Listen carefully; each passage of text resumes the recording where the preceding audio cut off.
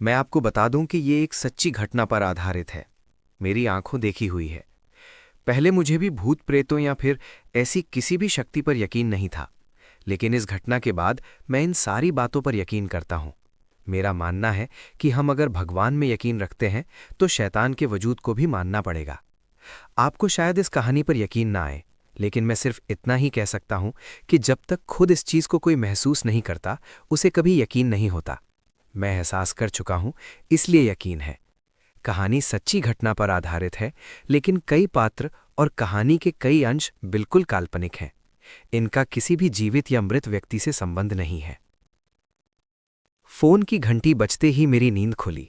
सबसे पहले घड़ी पर नजर पड़ी। सुबह के 7 बज रहे थे। मैंने सोचा, इतनी सुबह सुबह किसने फोन किया।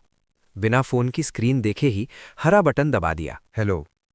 उधर से आवाज आई, सुमेर। आवाज जानी पहचानी लगी। दूसरी तरफ चाचा जी थे। मैंने कहा, चाचा जी प्रणाम। खुश रहो। दिल्ली आ सकते हो क्या?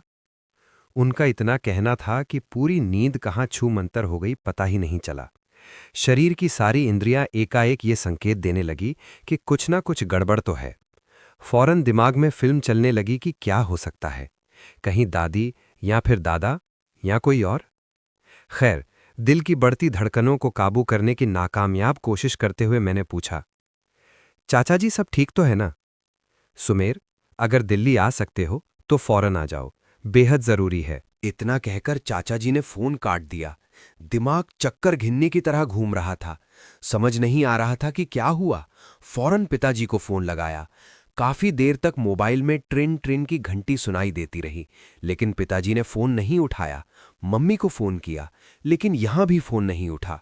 दिमाग में ना जाने कैसे कैसे ख्याल आ रहे थे। फिर मैंने अपनी बड़ी बुआ के बेटे को फोन किया। शुक्र था कि उधर से आवाज आई। हेलो, सुमेर भैया प्रणाम। राजू, घर में सब ठीक है ना? हाँ, वैसे तो सब ठीक है। गुड़िया दीदी की तबीयत थोड़ी सी खराब है। उन्हें लेकर दिल्ली गए हैं। दिल्ली गए हैं? क्या तबीयत ज्यादा खराब है? नहीं, उनको दौरे पड़ रहे हैं। शायद दिमाग में कुछ हो गया है। मैंने राहत की सांस ली। चलो, बहुत बुरा कुछ भी नहीं हुआ है। लेकिन दिल की धड़कनें इसके बावजूद कम नहीं हुईं। गुड़िया की तबीयत खराब है।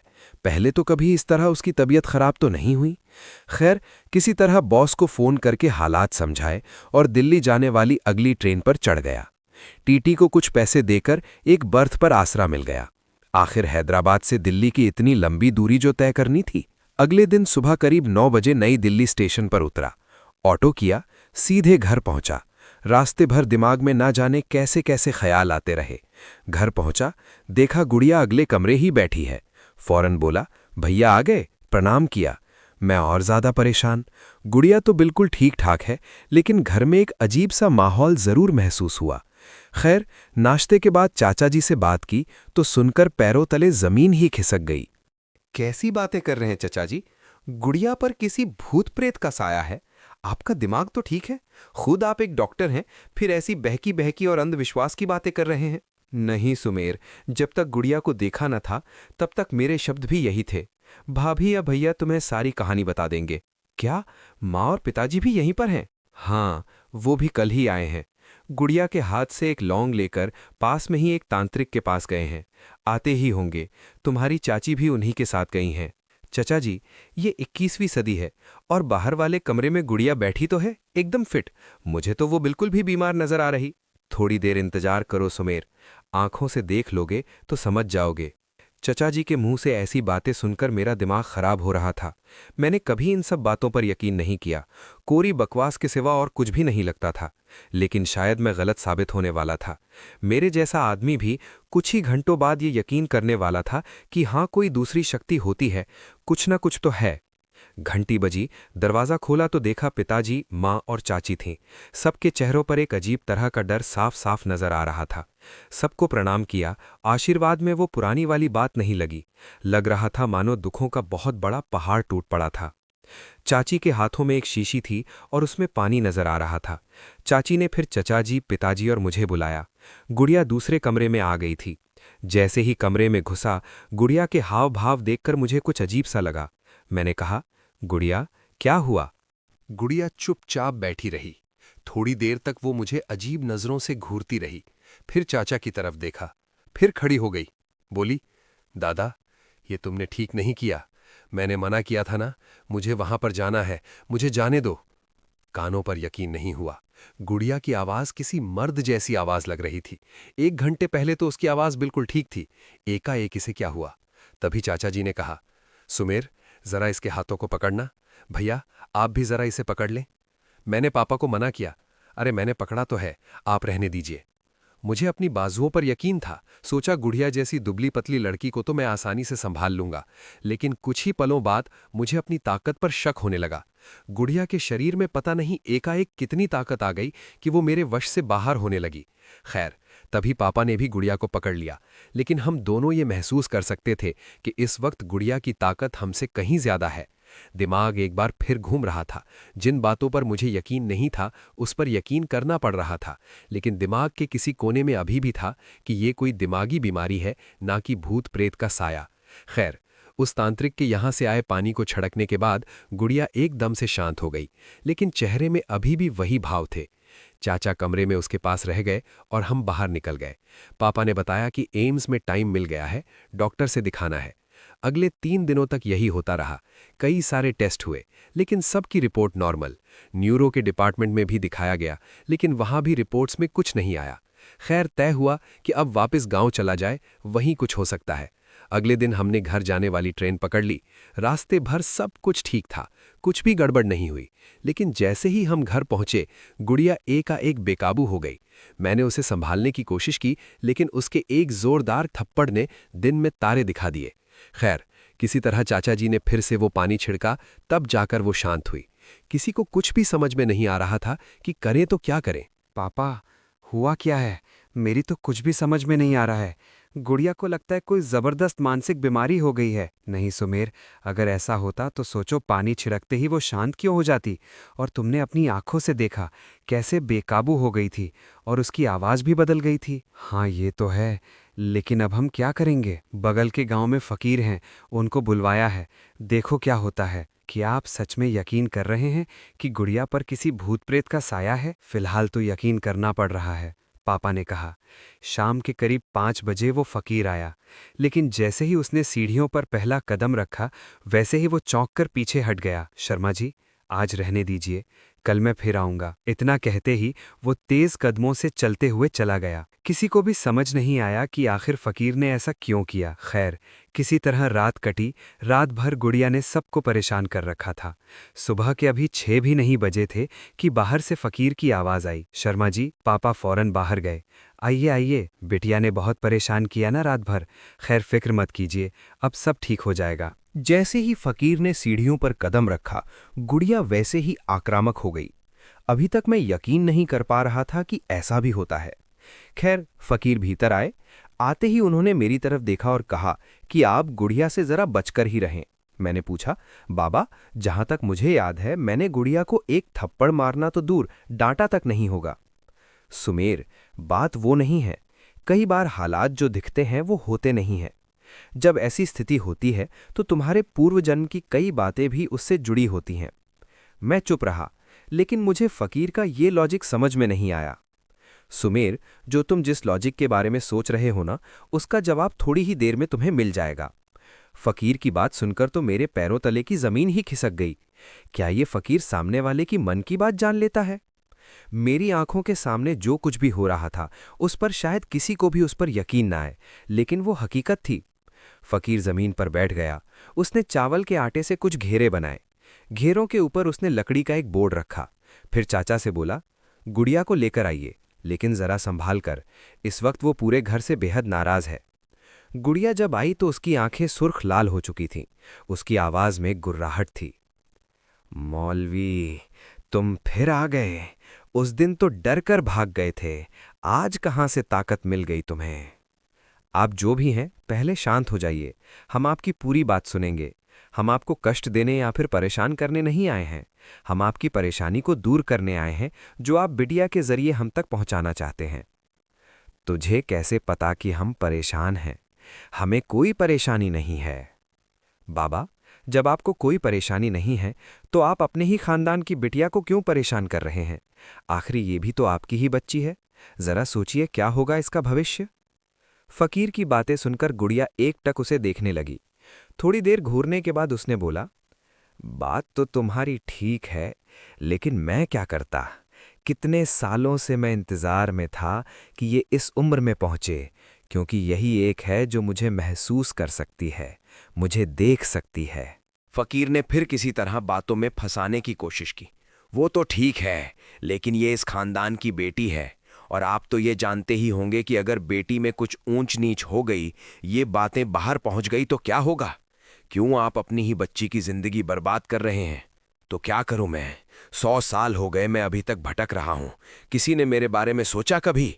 जब मुझे मारा गया था तब के बाद किसी ने मेरे मोक्ष के लिए कुछ भी नहीं किया, तो मैं क्यों किसी और की सोचूं? तो आप ही बताइए क्या किया जाए? पूरा परिवार परेशान है। परिवार परेशान है? क्या हुआ पापा? क्या हुआ चाचा जी? क्या हुआ सुमेर भैया? आप लोग इतना डरे हुए क्यों हैं? और मैं यहां पर क्यों बैठी हूं? ये फकीर बाबा यहां पर क्या कर रहे हैं? फकीर ने कहा, कुछ नहीं बिटिया, हम एक पूजा कर रहे हैं, उसमें आपकी जरूरत थी। बस एक दिन की और पूजा बची है, वो हम जल्दी ही कर लेंगे। आज की पूजा खत्म हुई, जाइए कुछ खा पी लीजिए, कल से आपने कुछ भी नहीं खाया है। फकीर की ये बातें सुनकर मेरा माथा एक फिर घूम गया। आखिर इसे कैसे पता है कि गुड़िया ने कल से कुछ भी नहीं खाया? खैर, फकीर उठ गया, वो बाहर निकलने लगा। पापा और मैं बाहर तक उसके साथ गए। शर्मा जी, बिटिया का जरा ध्यान रखिएगा, हो सकता है रात में कुछ और उत्पात मचाए। हालांकि बातों से बहुत हद तक मैंने समझाने की कोशिश तो की है, संकेत तो अच्छे दिख रहे हैं। ऊपर वाले ने चाहा तो कल तक बिटिया को इस ब्रह्म पिशाच से छुटकारा मिल जाएगा। ब्रह्म पिशाच? पापा चौंक उठे। हाँ शर्मा जी, ब्रह्म पिशाच ये जो भी हैं, आपके घर खानदान के ही हैं। आप जरा अपनी माताजी से पूछिएगा कि क्या आपके खानदान में पिछले 100 सालों में किसी बच्चे की अकाल मृत्यु हुई थी? शायद आपकी दादी ने आपकी माँ को इस बारे में कुछ बताया हो। अगर कुछ भी बात होती है तो ये कल के लिए फायदेमंद होगी। अच्छा, मैं चलता हूँ। सुमेर, बाबा को छोड़ा। अरे नहीं नहीं, मैं चला जाऊंगा, कई जगहों पर जाना है। आप बस बिटिया को संभालिएगा, आप जाइए। सुमेर, एक काम कर दो, बस मुझे एक पान खिला दो। मैं समझ गया कि वो मुझसे कुछ बात करना चाहता है। जी अच्छा, चलिए। पापा के चेहरे पर आए भावों को मैंने देखा। वो परेशान से अंदर चले गए। सुमेर, तुम्हें क्या लगता है कि जो कुछ भी हो रहा है वो एक ड्रामा है? जी मैं नहीं। सुमेर, तुम्हारे दिमाग में इस वक्त जो भी चल रहा है वो सब मुझे पता है। क्या तुम भगवान में यकीन रखते हो? हाँ, रखता हूं। तो उसी तरह तुम्हें शैतान में भी यकीन रखना पड़ेगा। शुक्र मनाओ कि गुड़िया पर जिस शैतान का साया है वो बाहरी नहीं है, नहीं तो अब तक तो ना जाने क्या क्या हो गया होता। बाबा, गुड़िया ठीक तो हो जाएगी ना? सुमेर, अगर कोई बाहरी साया होता तो उससे सख्ती से भी पेश आ सकता था, लेकिन ये शक्ति घर के भीतर की है, ज्यादा सख्ती नहीं कर सकते, क्योंकि ताकत में वो हमसे कई गुना ज्यादा है। फिलहाल तो आज दिन और रात भर कुछ और खोजना है जिससे इस ब्रह्म पिशाच पर काबू पाया जा सके। ये ब्रह्म पिशाच होते क्या है? जब किसी बच्चे को, जब वो बेहद छोटा होता है, तभी मार दिया जाए तो वो ब्रह्म पिशाच बन जाता है। अच्छा, लेकिन जहां तक मुझे पता है मैंने अपने खानदान में किसी भी बच्चे की मौत के बारे में तो नहीं सुना। नहीं, ऐसा जरूर हुआ है। तुम्हारी दादी को जरूर पता होगा, पूछना उनसे। और हाँ, गुड़िया के बहुत ज्यादा करीब मत जाना, तुम पर खतरा हो सकता है। पता नहीं क्यों मैंने ये महसूस किया है कि वो तुम्हें ज्यादा पसंद नहीं करते हैं, इसलिए ख्याल रखना। जी बाबा, ठीक है, घर जाओ, सब ठीक हो जाएगा। ऊपर वाले ने चाहा तो कल के बाद फिर कभी परेशानी नहीं आएगी। बाबा, पान तो खा लीजिए। नहीं, मुझे तो सिर्फ तुमसे बात करनी थी। जाओ, घर जाओ। वो चले गए और मैं मन में हजारों सवालों के साथ घर की ओर लौट पड़ा। दरवाजे से जैसे ही घुसा, कानों में कई सारी आवाजें सुनाई दे गईं। मैं समझ गया, अंदर एक बार फिर गुड़िया काबू से बाहर हो रही है। मैं घर की तरफ दौड़ा। तुम लोगों ने ठीक नहीं किया। तुम लोग जानते नहीं मैं क्या कर सकता हूं। सब खत्म हो जाएगा। मैं नहीं चाहता कि मेरा घर बर्बाद हो, लेकिन इसके जिम्मेदार तुम ही लोग हो। फकीर को क्यों बुलाया? गुड़िया की आवाज बिल्कुल किसी मर्द की तरह निकल रही थी। आवाज में गुर्राहट और उसे और ज्यादा डरावना बना रही थी। पूरा परिवार परेशान था। किसी को कुछ भी समझ में नहीं आ रहा था कि क्या किया जाए। खैर, चाचा जी ने हिम्मत की। देखिए, आप जो भी हैं, अगर फकीर को ना बुलाते तो हमें कैसे पता चलता कि आप कौन हैं? तुम मुझसे पूछ लेते। लेकिन हमें थोड़े ही ना पता था। ये ठीक नहीं हुआ, ये ठीक नहीं हुआ। इतना कहते ही गुड़िया बेहोश हो गई। मुश्किल से 30 सेकंड बाद उसने आंखें खोली। माँ, सर में बहुत दर्द है। आप सब लोग यहाँ पर क्यों हैं? कुछ नहीं बेटा, आप सोई हुई थीं और हम सब यहाँ पर बातें कर रहे थे। आप सो जाओ। मैंने चाचा जी की आंखों में दर्द देखा। आंसू बस छलकने ही वाले थे। वो वहां से फौरन चले गए। मैं उनका दर्द समझ सकता था। खैर, हम फौरन दादी के पास गए।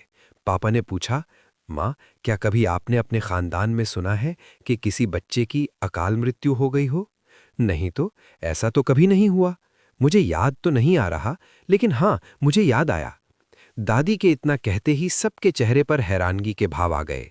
शायद मेरी तरह सब यही सोच रहे थे कि क्या सच में ऐसा होता है। बड़े दादाजी के खानदान में ऐसा हुआ था।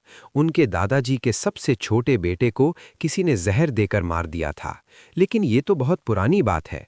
तुम्हारी दादी ने एक बार इसके बारे में जिक्र किया था। पापा ने पूछा, क्या कभी पता चल पाया कि उन्हें किसने मारा था? नहीं, लेकिन कहा जाता है किसी घर वाले का ही काम था। खैर, हम लोग दादी के कमरे से बाहर आ गए। सबकी हवाइयां उड़ी हुई थी। किसी को भी यकीन नहीं हो रहा था कि जब मनुष्य मंगल पर कदम रखने की सोच रहा है, तब ऐसा भी कुछ हो सकता है।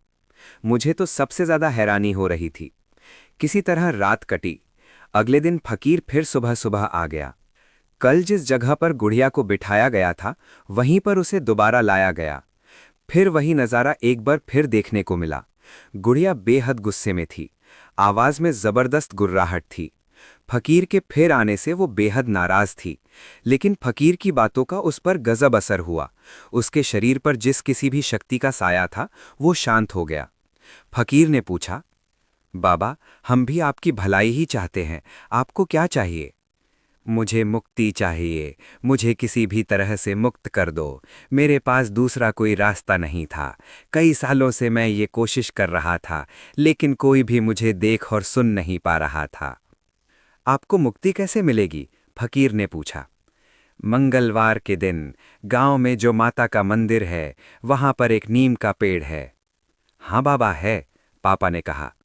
वहां पर एक लाल लंगोट, एक बोतल शराब और मिठाई चढ़ा देना। ठीक है बाबा, चढ़ा देंगे, लेकिन क्या गारंटी है कि आप दोबारा इस बच्ची को परेशान नहीं करेंगे? फकीर, मुझे फिर गुस्सा मत दिला। मैं तो इसी परिवार का हूं। मैं अपने ही बच्चों को परेशान थोड़े ही ना करूंगा। ठीक है, मैं चलता हूं, लेकिन अगले मंगलवार को ये हो जाना चाहिए। हो जाएगा बाबा, हो जाएगा। गुड़िया फिर ठीक हो गई, लेकिन हमेशा की तरह उसका सिर दर्द से फटा जा रहा था। पूरे शरीर में भी दर्द था। उसे बिस्तर पर लिटा दिया गया। लेटते ही वो सो गई। फकीर ने कहा, चलिए, ऊपर वाले की दया से कोई बड़ी मुसीबत नहीं थी। शुक्र मनाइए कि घर की शक्ति थी। अगर कोई बाहरी होती तो बेहद मुश्किल होती। अब सब ठीक हो जाएगा। अब मेरा काम खत्म हुआ। मंगलवार को जो बाबा ने बताया है उसे पूरा कर दीजिए, फिर कुछ नहीं होगा। चलिए बाबा, हमारी भी यही दुआ है कि सब ठीक हो जाए। पापा ने फकीर को कुछ पैसे देने चाहे, लेकिन उन्होंने लेने से मना कर दिया। अगले मंगलवार को हमने वही किया जो उन्होंने बताया था।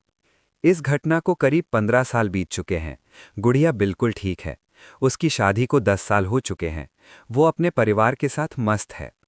फिर कभी उसे वैसी परेशानी नहीं हुई, लेकिन उस घटना ने पूरे परिवार के सोचने का नजरिया बदल दिया। हम सब इन सब बातों का मजाक उड़ाते थे, लेकिन अब ठीक उसी तरह यकीन करते हैं जैसे भगवान पर। जिस तरह दुनिया पॉजिटिव और नेगेटिव दोनों ही तरह की चीजें होती हैं, उसी तरह भगवान पर यकीन करने वालों को शैतान या फिर यूं कहें कि दूसरी शक्तियों पर भी यकीन करना चाहिए।